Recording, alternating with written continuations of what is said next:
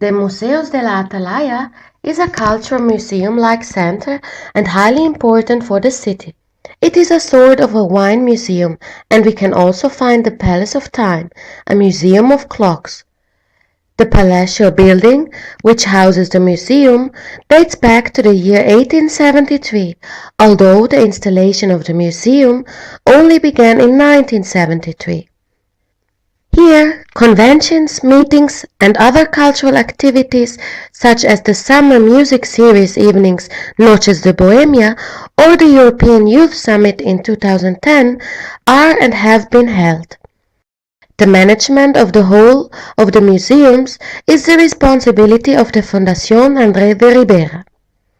The center has large gardens, a small palace for the Palace of Time, and an old wine cellar for the Wine Museum. The Palace of Time hosts a museum of clocks and is considered to be one of the collections of greatest value in Europe. It was inaugurated on March 20, 1973, with a collection of 152 watches inherited testamentary by the widow Countess of Gavia, testament.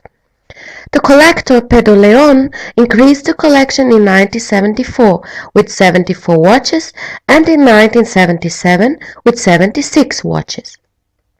The collection currently counts 302 pieces, of which more than 280 are exposed inside. The museum includes clocks units from all over Europe: English, French, Italian, Swiss, Austrian, and German.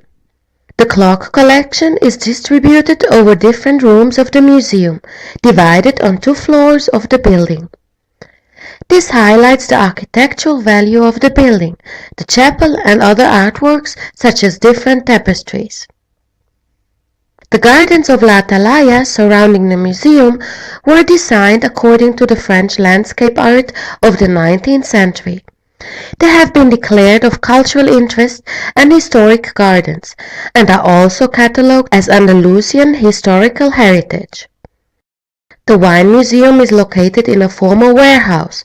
It is a multimedia museum and also didactic center where the history of the wine of this area, its evolution, and its social, cultural, and economic effects are exposed. It mainly includes facts about the characteristics of vineyards, wine varieties, the climate, the winemaking, and the system of criaderas y soleras, a special process for aging liquids. It also explains the different types that make up the range of sherries: amontillado, fragrant, fino, and sweet.